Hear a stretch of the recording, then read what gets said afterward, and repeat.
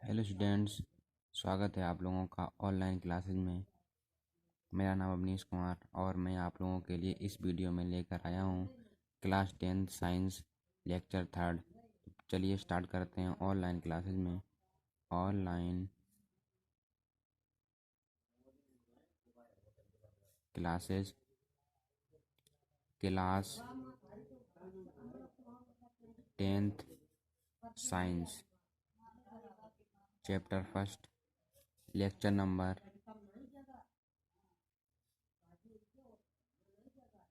Third. Students, lecture number first और second में मैंने आप लोगों को चैप्टर फर्स्ट के बारे में जानकारी दी। तो चलिए स्टार्ट करते हैं। इसमें मैंने आप लोगों को बताया था कि प्रकाश की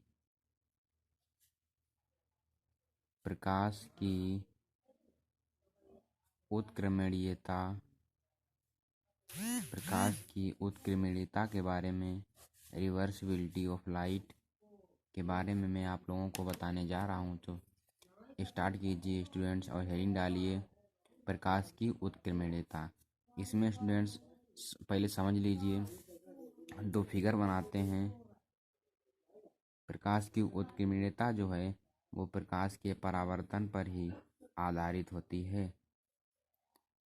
कुछ इसकी इंग्लिश समझ में आ रहा है कि रिवर्स का मतलब उल्टा। आई पहले सीधा चलो फिर रिवर्स, ये आर। इस किरण को बोलते हैं आपतित किरण, दूसरी वाली किरण को परावर्तित किरण, इसको अभिलंब, इस बिंदु को आपतन बिंदु। सेम इसी तरीके एक फिगर और बनाते हैं।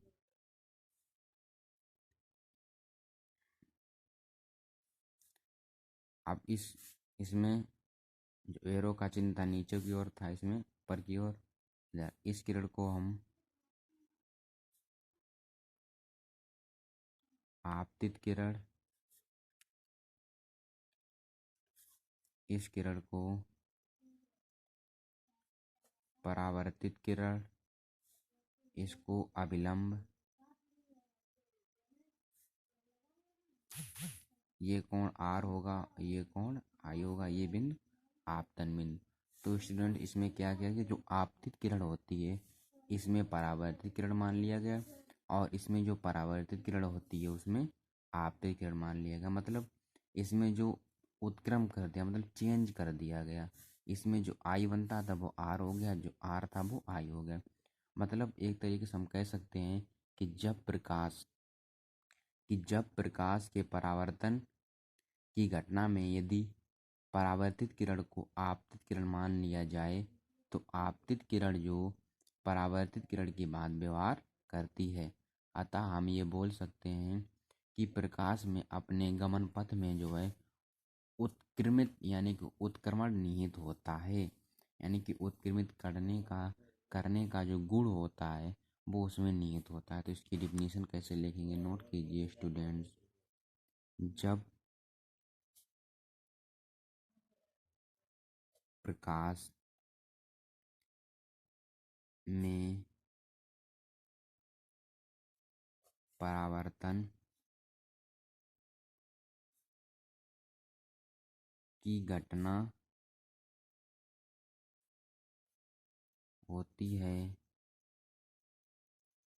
तब ती आपतित किरण को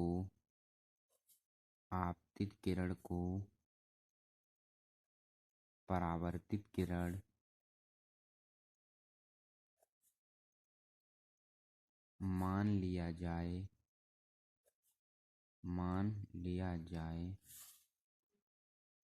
तो परावर्तित किरण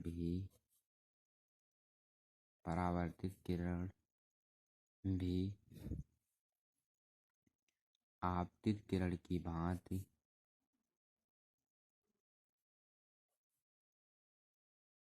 आपतित किरण की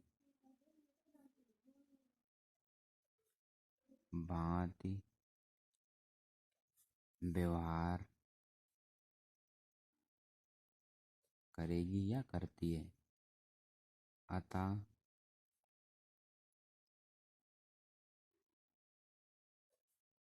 प्रकाश में उत्क्रमित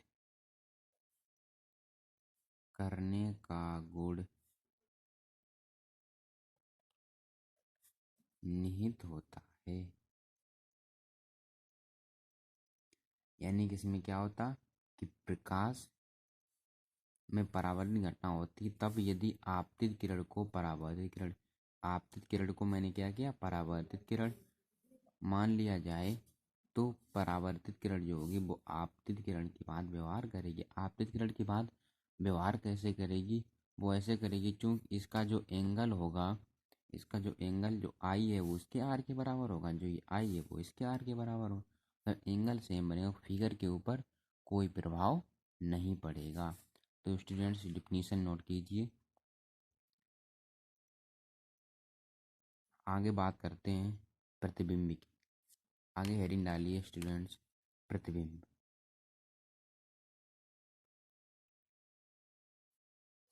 प्रतिबिंब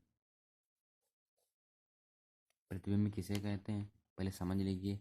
जैसे मैंने ये पेन रखा या जो मैं ये वीडियो बना रहा हूँ, जो मैं लिख रहा हूँ नोट्स पे, उस नोट्स की जो भी मैं लिख रहा हूँ उस नोट्स का जो वीडियो बन रहा है, जो नोट्स है उसका ये वीडियो जो हो प्रतिबिंब होगा। जैसे हम लोग दर्पण में अपना चित्र मतलब अपना फेस देखते हैं, सुबह शाम या दिन में कितनी बार देखते हैं, तो जो दर्पण में जो भी हमारा फिगर, जो भी हमारा फेस या जो भी कुछ हम देखते हैं, तो वो जो दिखाई देता है वो उसको हम अपना प्रतिबिंब बोलते हैं। तो इसकी डेफिनेशन सिंपल है, लिखिए स्टूडेंट। जब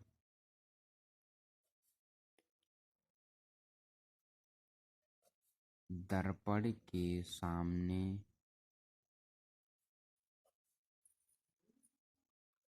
किसी वस्तु को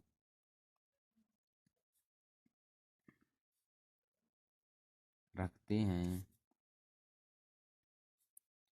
तो दर्पण में उस वस्तु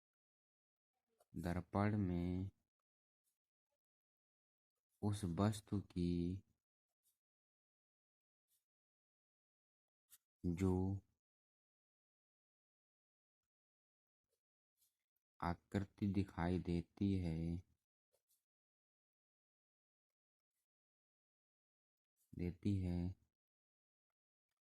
उसे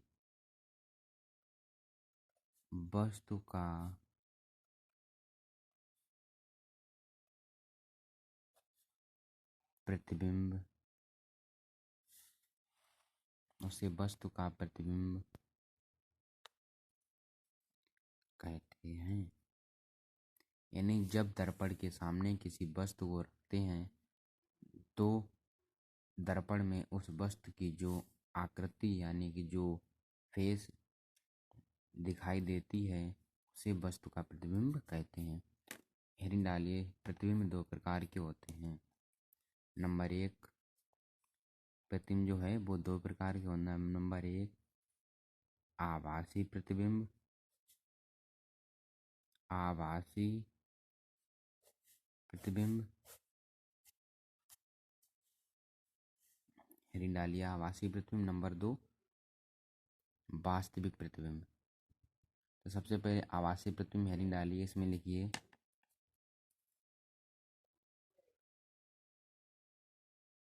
जब किसी बिंदु वस्तु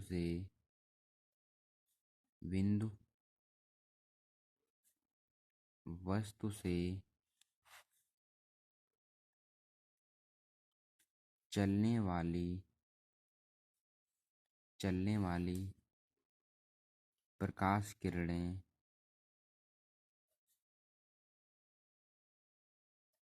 परावर्तन के पश्चात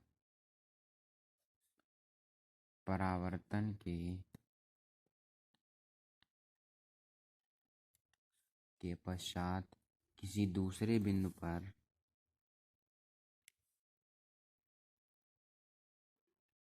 किसी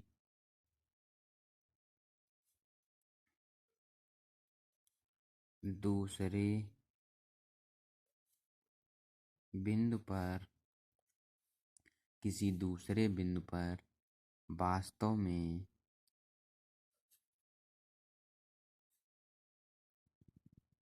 वास्तव में नहीं मिलती हैं नहीं मिलती हैं तो ऐसे प्रतिबिंब को आभासी प्रतिबिंब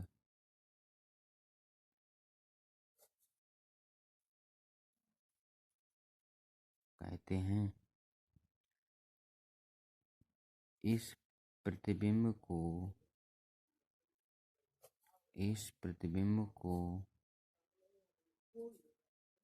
पर्दे पर नहीं लिया जा सकता है। इसका फोटो लिया जा सकता है।